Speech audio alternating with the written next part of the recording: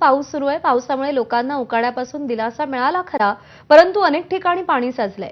APS कॉलनीसह Noida sector 115, Dwarka, Subroto park आणि outer ring रोडसह अनेक भागात पाणी साचल्याचे चित्र आहे।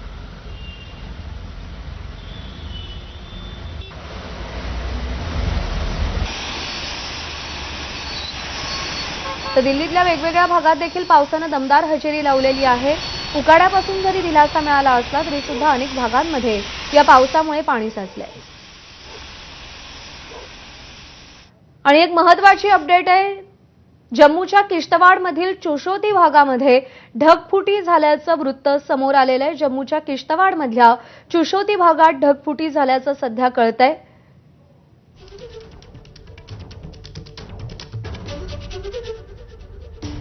किश्तवाडमधल्या चुशोती भागात ढगफुटी झाल्याचं वृत्त आहे। सध्या राज्यासह देशभरातल्या अनेक भागांमध्ये मुसळधार पाऊस कोसळतोय आणि बातमी जम्मूमधून किश्तवाडमधल्या चुशोती भागात ढगफुटी झाल्याचं वृत्त समोर आलेलं आहे।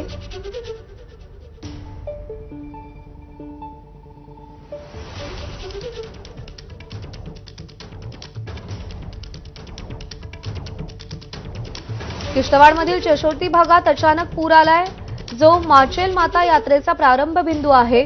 तिथे सध्या बचाव कार्य देखील सुरू करण्यात आलेलं आहे।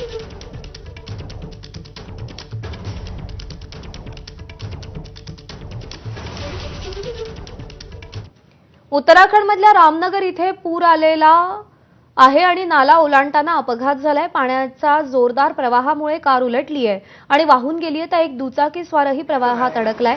रस्त्यावरून जाणाऱ्यांच्या मदतीने त्याचा जीव वाचलेला।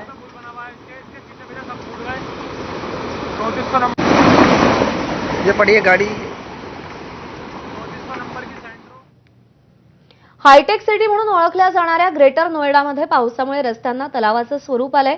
लोकांना त्याच प्रवाहातून वाहनांची ये-जा करावी लागतीये आणि त्यामुळे नागरिकांना या अडचणींचा सामना करावा लागतोय। ग्रेटर नोएडातील अनेक सेक्टरसह औद्योगिक क्षेत्रात पाणी भरलंय। त्यामुळे ग्रेटर नोएडा प्राधिकरणाचे विकासाचे दावे किती फोल आहेत हे समोर आलंय।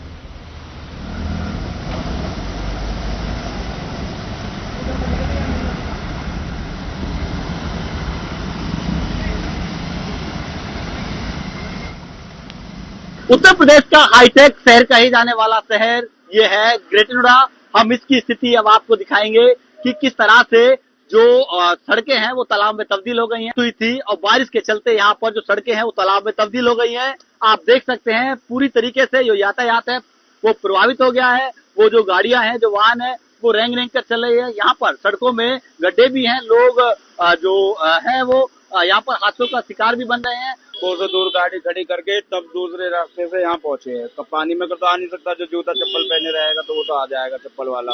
बड़ी समस्याएं है और ये समस्या जब भी बारिश होती है तभी यहाँ पानी भरता है। आज तक इसका समाधान ही नहीं हुआ है। देखिए, आपका कहना है कि जब भी किसी भी समय जब बारिश होती है यहाँ पर वही स्थिति यहाँ पर हमेशा बनी रहती है। कहीं ना कहीं जो प्राधिकरण के जो दावे है वो फेल होते हुए यहाँ पर दिखाई दे रहे हैं। ग्रेटर से रविंदर जैन, एबीपी न्यूज।